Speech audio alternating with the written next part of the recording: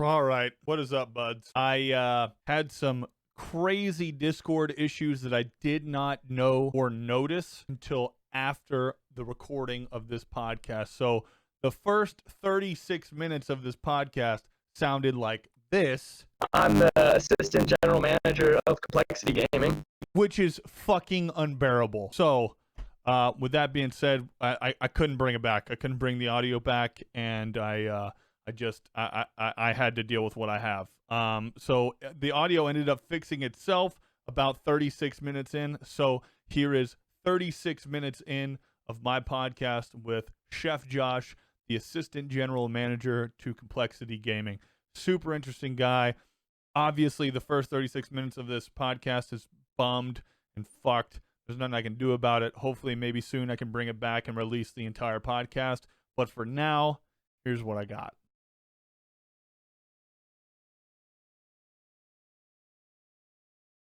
40 notifications, these things where it's endless. And so Yeah. I would have to put my phone on silent overnight just to sleep, but I would wake up like sweating like 3-4 times a night because like I know there's somebody waiting.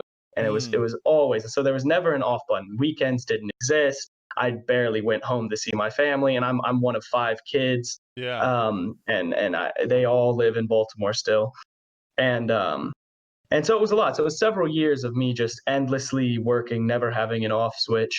God, And I really just burnt myself out. Yeah, I got super, super anxious, super depressed, things like that. And I ended up calling my boss one night when I had visited home and talked to my sister and stuff like that. And I was like, hey, boss, like I can't keep doing this for now. It's really not healthy. Like I will not last in this position. Yeah. I need to take a break from this. And then they were super understanding, like super great people as always. Yeah, that's awesome too, by the way. You know, that goes super underrated, having people that can actually understand, like, hey man, yeah, we're kicking your ass right now. I know you need like a $5, take a quick break, mental reset.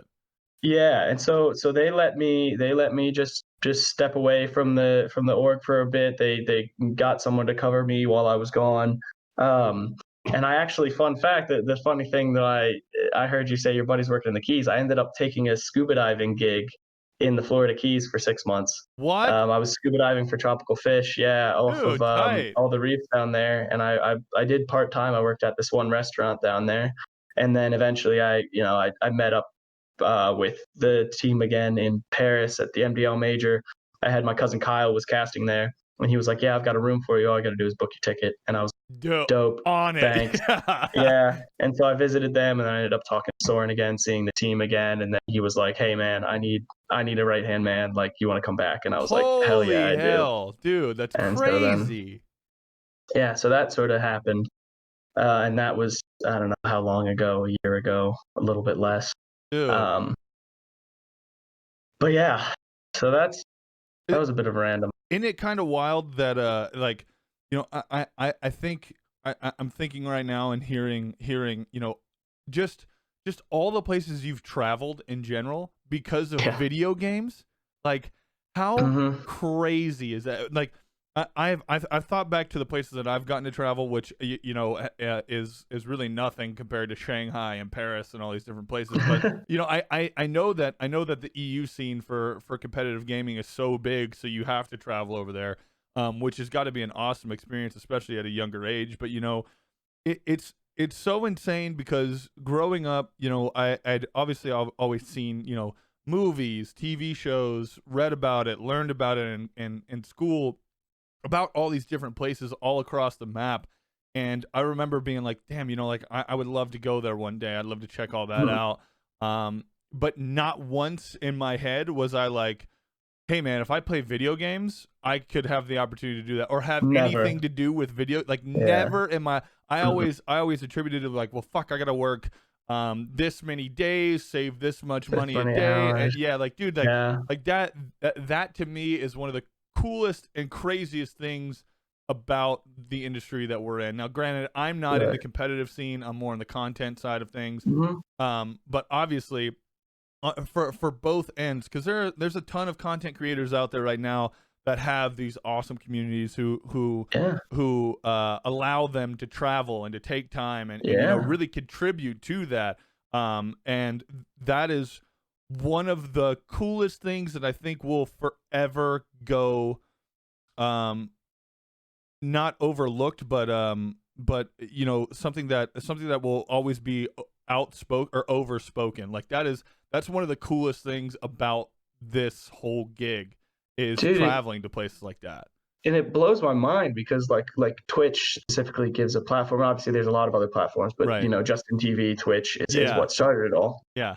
And it's insane because I see these people like I would say a dream of mine. I don't know if you know Monsoon by any chance. I Monsoon don't. GG, our Apex player. I don't. Dude's like famous for this Wait, maybe clip I where do know him. he dome pieced Shroud. I think And Shroud said he was cheating, and there was that whole yeah.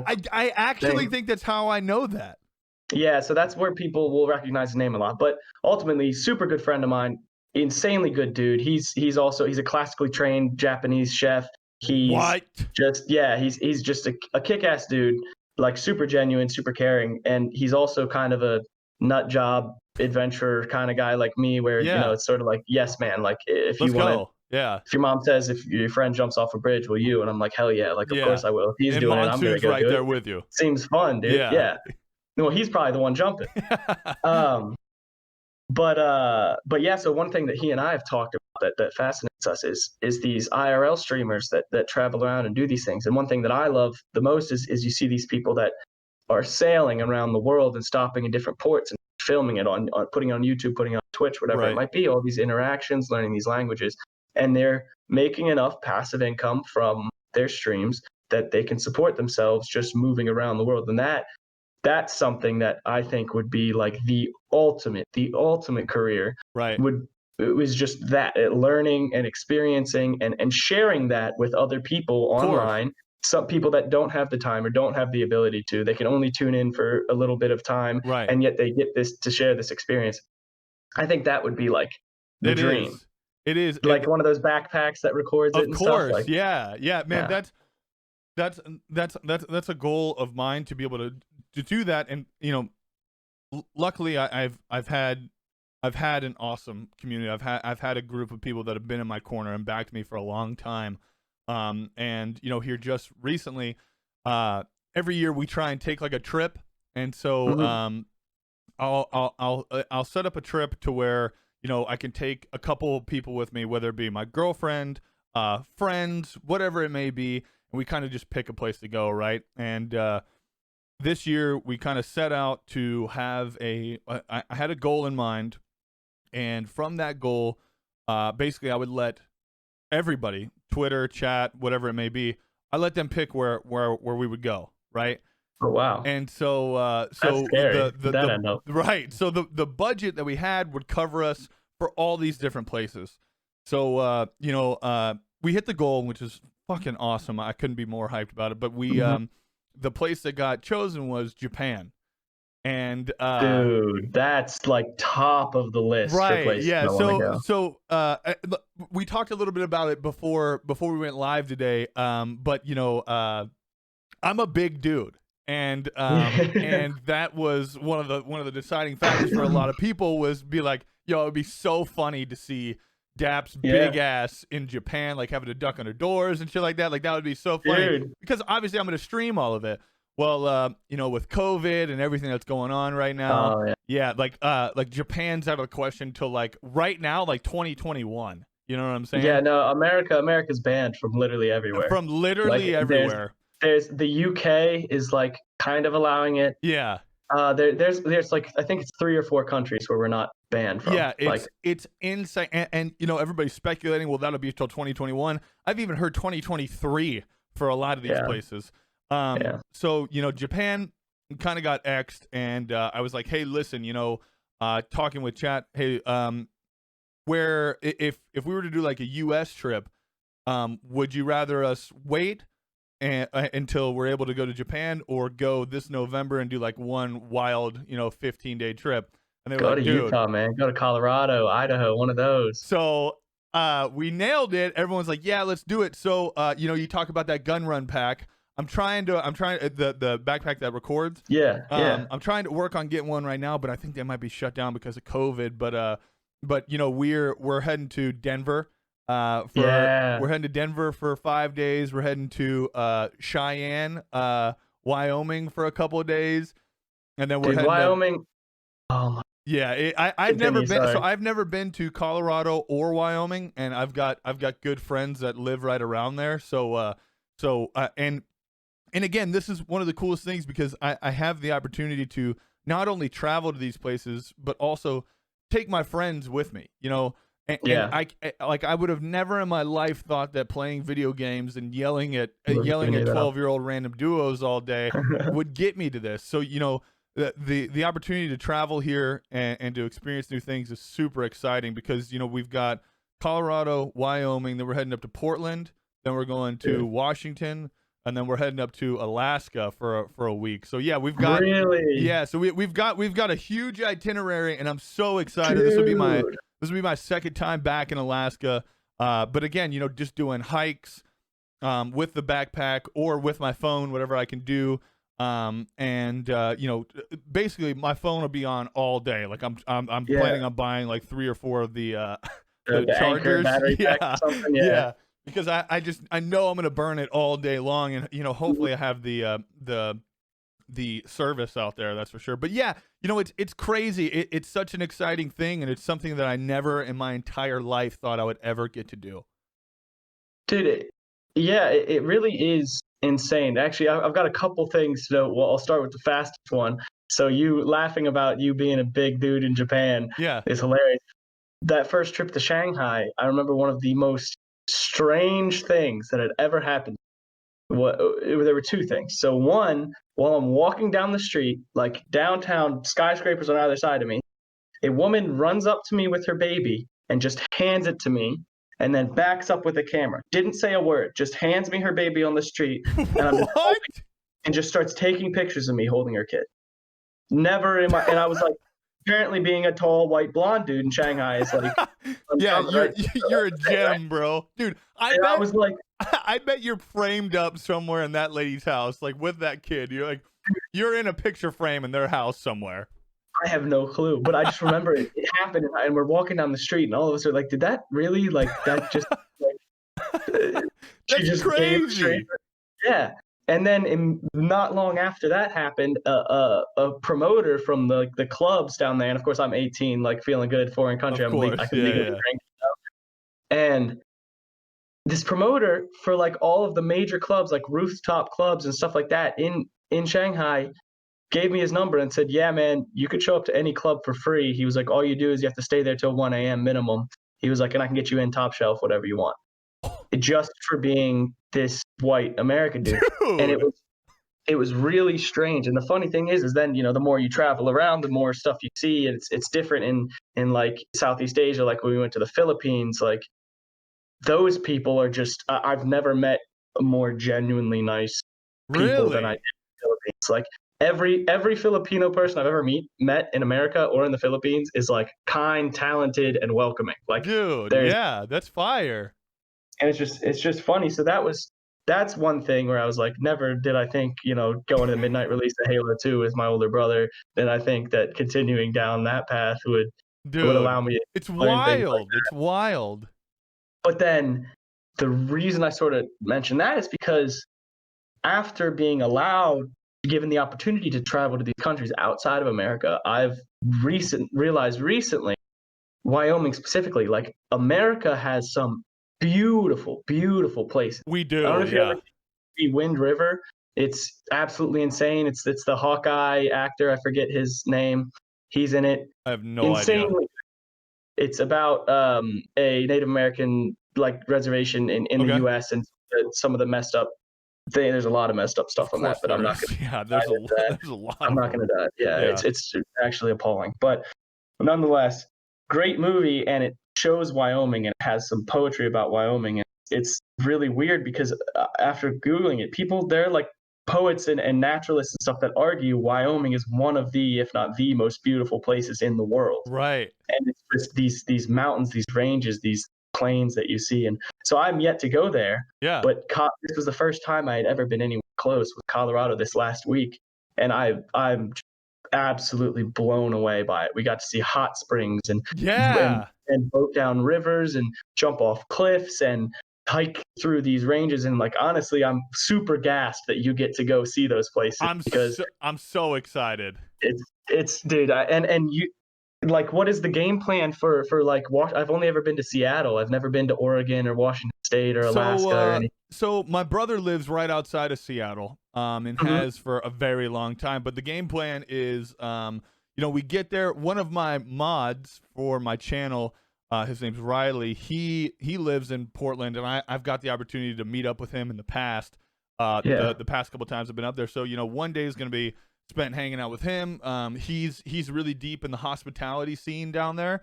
So he knows a lot Oh, of good wow. a lot of good places to eat, things that are still open, and that's again, that goes back to what we were talking about before, Yeah.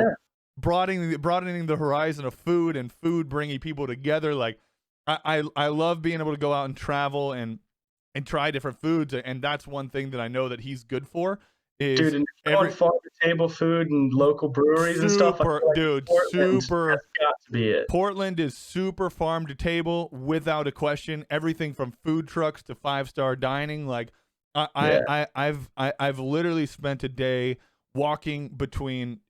They have in downtown Portland. There's a big square, and Mhm. I'd say it's probably like an acre or more. Probably bigger than that, honestly, of just food trucks lined up all around a square, and all surrounding them is every restaurant that you can think of, from wine bars to like tapas, just like tasting menus, to Yeah. steakhouses and all that shit. So I've spent a day literally just with my brother's wife, actually, just going around and getting one thing from every food truck and just Yeah. splitting it, or something Yeah. small from every food, and then going to different restaurants. And they have a really cool place there. It's called the Whiskey Library. I'm a big whiskey guy, and Mhm. in this whiskey library, it is one of the coolest things ever, because it is literally a it's almost like the stuff you see in the movies, with like the super dark mahogany Yeah. room with floor to ceiling books, that kind of thing. Yeah. Well, the Every difference. piece of wood in it looks like it's been polished in the last 5 minutes. Yes, dude, and that's what this place is. But it's floor to ceiling, and I'd say the ceiling's probably like 20 plus feet, and it's Oh, you got that rich people space. and it's all whiskey. All, like, to No where way. the whole bar, like the bar is huge, like they have to use the sliding ladders, The sliding ladder, so it is yeah, a literally a whiskey yeah. library, And yeah. they do table side pourings, where they roll a mini bar out to you, and they talk about which whiskey you're having, where it comes from, what it's distilled with, all this shit, man. It's crazy. Now, granted, Yeah. you pay for that, but Yeah. it's an experience that is top of my list every time I go there. Like, they have, and obviously every time I've gone there, it's cold, so they have this massive grand fireplace that you can get a table next to, and you can Mhm. sit there and drink whiskey and eat their steak and everything. Like, it's awesome. Dude, and if it's good, like I'm not a huge whiskey guy, but if it's proper whiskey and they talk to you about it like you would wine, where they Yeah, tell you right. what type of wood it was finished in and what it's partnered with and blah blah blah and all that stuff, and you actually like take the time to sip it Yeah. and like enjoy it, then it's the thing is like yeah, it's expensive, but I always compare those kind of evenings to like if I were to go out with friends in Dallas or in like Miami where I used to live or in Baltimore, wherever, Right. I'm gonna be irresponsible. I'm gonna end up spending way more money Hell yeah, than same. I planned on. So like if I know that I'm gonna be stupid with my money anyway, if my the amount that I am like cool with parting with Right. is already there, Yeah. then I would much rather get something that I can learn from and I can Same. enjoy. Right. It's like this whole experience because I think experiences have value. A Like hundred I percent. haven't gone clothing shopping Yeah. in like 2 years, Right. and I'm outgrowing all my stuff. It's Yeah. really not good to be honest, but it's because I value experiences so much more than so many things. And so I I'm think, yeah, the way you do I'm it. definitely with that, man. I'm definitely with it. And that's and again, I can't harp on this enough. so many great experiences come from food, come from Yeah. food, friends, and hanging out. Like and that is something that can't be beaten. I absolutely love it. Like Yeah. absolutely love it. What's the plan for you, man? Where are you trying to head with everything? What's going on with complexity? Tell me everything. So complexity is for me personally, it's a little bit slow right now just because of the whole COVID Right. situation. Like we have a lot of people that are competing. We had a FIFA competition going on. We've got Counter-Strike coming up shortly. We've got Valorant. We got a new Valorant roster. They're competing. They're doing pretty well. We Good. had stat-wise 2 of the top 10 players at Let's this go, past baby. 20th. Um, we've got Fortnite content creators. We've got like there's really a lot happening, but in terms of my role in it, it's not very heavy right now, Right. especially because I had PTO after the 4 month trip in Europe. They gave me some PTO, so I'm just now like getting back on the clock and getting Okay. back into it. But it's been pretty light in terms of that. I'm kind of looking forward to now that all of these online tournaments are announced and established, and then people are looking at potentially hosting events with like out live audiences and stuff like that, it'll get more exciting soon to come. But Right. as of right now, it's a bit slow. I feel that. I don't know. In terms of, I'm not even sure what that question was. Like how broad you were I looking don't know. for an answer. What's the plan with you? Are you planning on trying to move up a little bit more? Are you happy with the position that you're at right now? Well, so that's one thing. So with I'm happy where I am. I enjoy it. I actually recently had some discussions about like potentially changing roles or sticking in this one, and I had sort of come to the conclusion that I ultimately think this one's good, especially because if we get involved with different partner activations and things like that, or events where we might go speak with potential partners or current investors or whatever it might be. Um, I tend to talk a lot and I smile a lot. So generally, if you haven't noticed already, Yeah. generally it works well with like those sort of partnership stuff. So like Right. sending me off to meet people is usually a good deal. So Yeah, so of that's course. something I'm probably going to be doing more of in the future, because this sort of assistant GM role was just kind of like, all right, you're now Soren's guy. We're going to use you however, and the title just kind of came with the fact that I was his assistant Right. GM, rather than really what I do. So it's still sort of like we're still sort of feeling out where I go. Like for example, me just can I curse? Is that okay? Of course you can. Okay, me just fucking off with the CS team in Europe for 4 months. It was not really a previously thought out plan, but it kind of happened. Yeah. But yeah, so I'm sort of filling gaps. In terms of moving up, the thing is, I'm not much. I'm super involved with people. I care about people. I care about seeing other people do well. That's why I like team management, why I like going to events. I get very invested, like emotionally and time in investments into these people and into this like esports, into this game, into Right. these competitions. And so that's what I think most drives me. That's what I think I like the most. And as the more sort of like corporate I get quote unquote, Yeah. the less sort of inclined I am to be it. So in terms of like moving up, like I don't think that I would ever want to run an org. I don't think I'd want to be some CEO. Right. I don't think I'd want to be some COO, CMO, whatever, like behind the scenes guy making sure it stays afloat and Right. talking about money and stuff like that. I don't really think that that's me per se. But I do know that the experience and the people that I work with now and the ability that I have to help others in this position is the cap is way high. Right. And so I'm perfectly happy where I am. See this job continuing for another few years, and then I would feel it out from there. Gotcha. So in terms of what I want to do ultimately, honestly, I was just joking around. I was like, I've got a feeling I'm gonna get my kick out of esports. I'm gonna love it. I'm gonna love the people, and then eventually I'm just gonna not want to touch my cell phone anymore and just go be some sort of fisherman in Alaska or like a Sherpa in Wyoming, or like I'm probably gonna end up doing that 10 years down the line. Right. Uh, but for now, I really enjoy esports, and I can see myself continuing along this position or something in the same Yeah. sort of lateral Of course.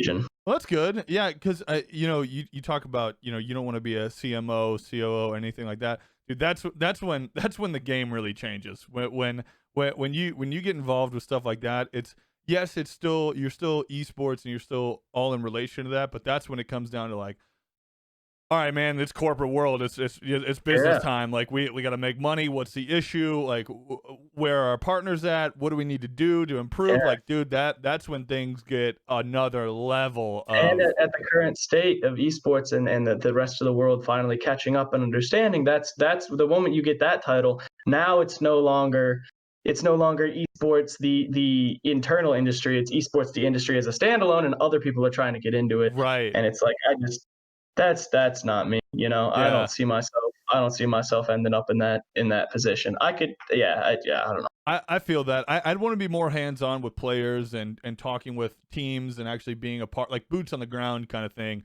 as Yeah, opposed to broad strokes up top and making sure everything's as a whole is really taken care of.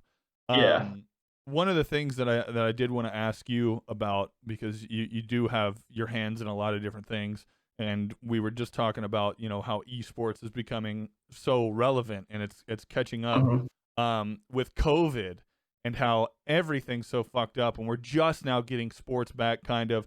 Do you think Hmm. do you think that COVID has positively impacted esports in a sense of it's driving more people to experience some form of competition?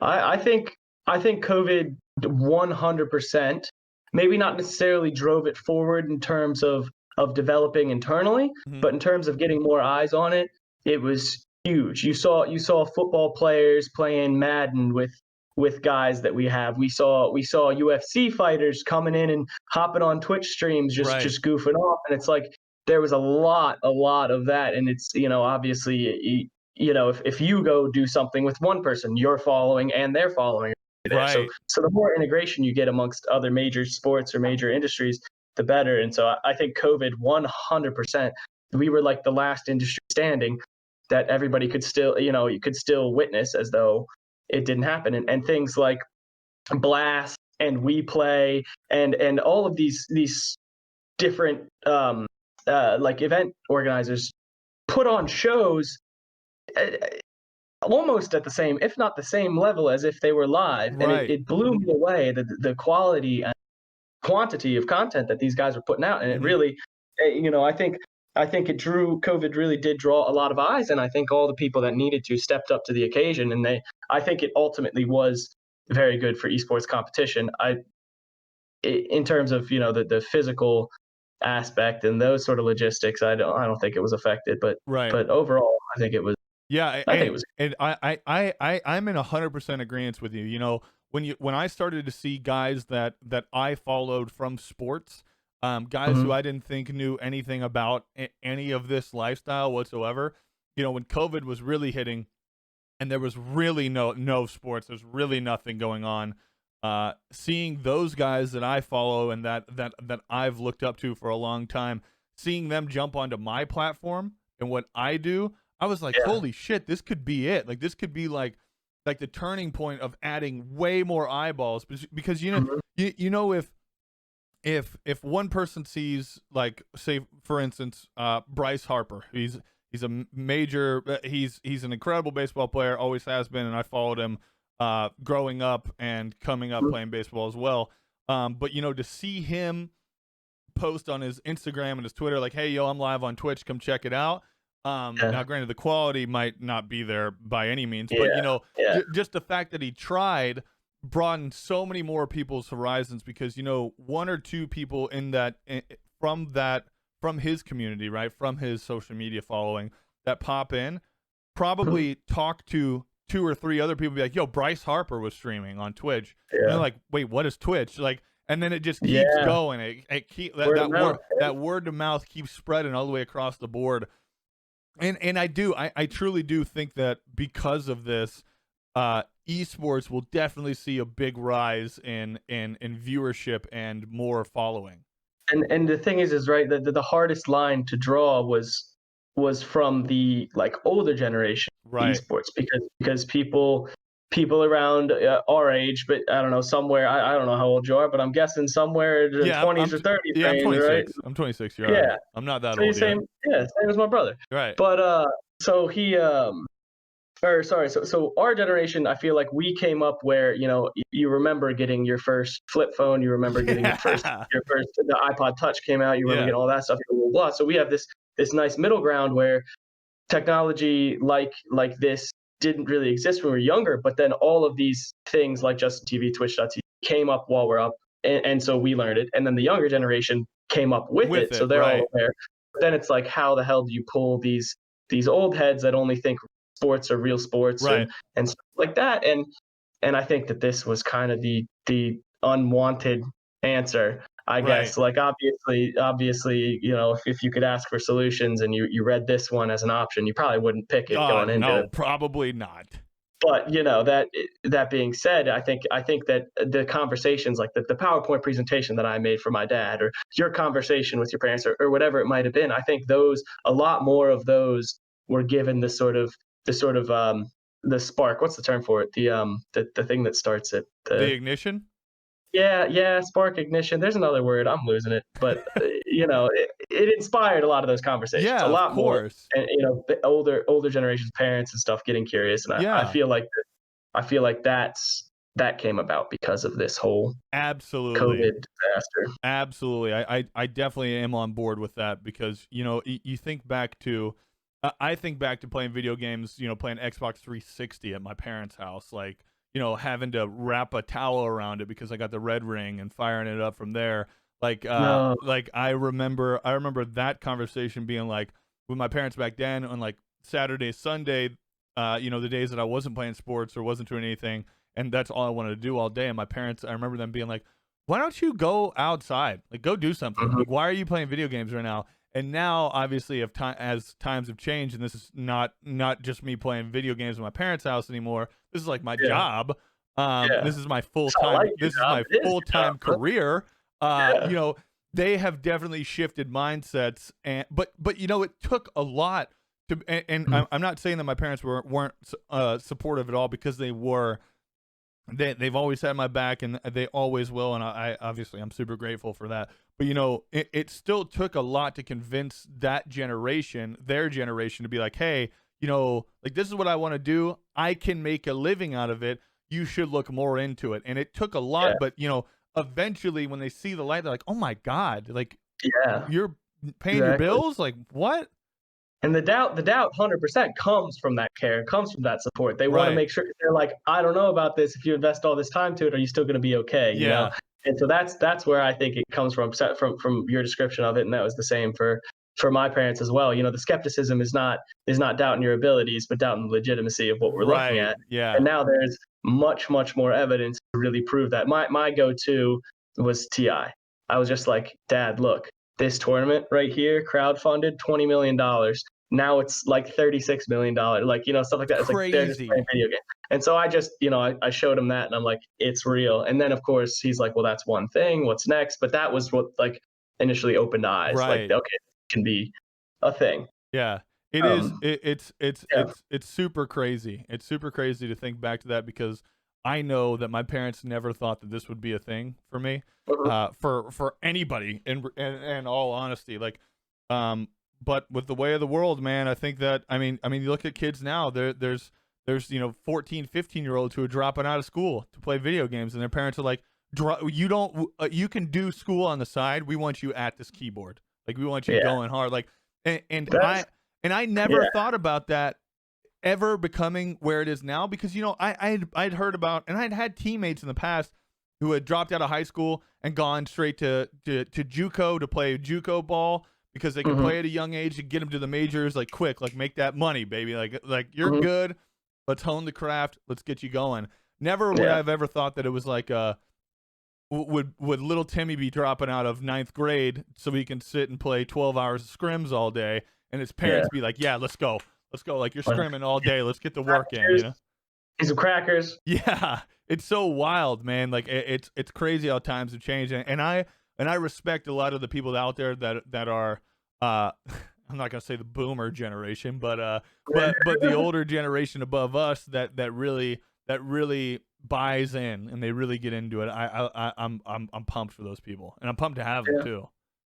Yeah, exactly. And I think it's cool. And I think ultimately it's just it's an easier way to have fun with other people, I guess. Like obviously people will be like, oh, I need to build a PC to play these games and blah blah blah. But I mean, if you're buying a console, you can get that. But I think that it's cool because as more people come into, I see now I'm just talking about strictly video games, not really esports, but I'm using the term. Yeah.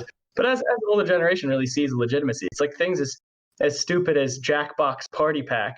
The idea that I can get my mom to join on her cell phone and play these stupid games and stuff like that.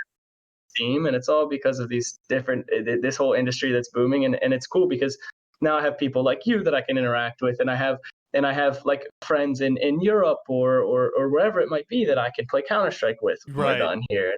And that's just like this cool thing because it's a really unifying platform. And I don't know. I think it's super cool and it's easier. Like I don't need to have my neighborhood kids around me to play a game of baseball. I can hop on here and I have countless other people. Right. And it's a really cool thing in that capacity. And some of the friends that I've made through esports and through gaming are some of the best I've had in my life. And it's really cool. The guys and girls that you'll always remember and will take with you everywhere you go. 100%. 100%. Well, listen, man, dude, I appreciate you. I appreciate you coming on and you talking with me a little bit. It's been super interesting to hear the story. Like, I did not realize that at 17 is when shit really started to work out and kind of set you on this path that you're on right now. And I'm excited for the future for you. I'm excited to see where things lead. Whether you end up changing your mind and becoming that COO, or if I'm going to come visit you out in Montana or Wyoming or something, you know what I'm saying? Where can the people follow you at? Where can we find you, bro? Well, I mean, honestly, it's just the esports chef on Twitter. I don't really stream or anything like that, so that's mainly it. I don't really have anything else that I could plug. Okay. Maybe someday. Someday. Hey, either way, it'll all be down in the description. You're one place to find you, you fucking loser. Step it up and get some new shit going. Start streaming you cooking, idiot. I'm supposed to. That's the thing. That would be lit. You should definitely do that. A long time coming, actually. Definitely do that. All right, man. I appreciate you a lot. We'll talk very soon. Sounds good, brother. Thanks for having me. For sure. Appreciate it. Thanks, everybody.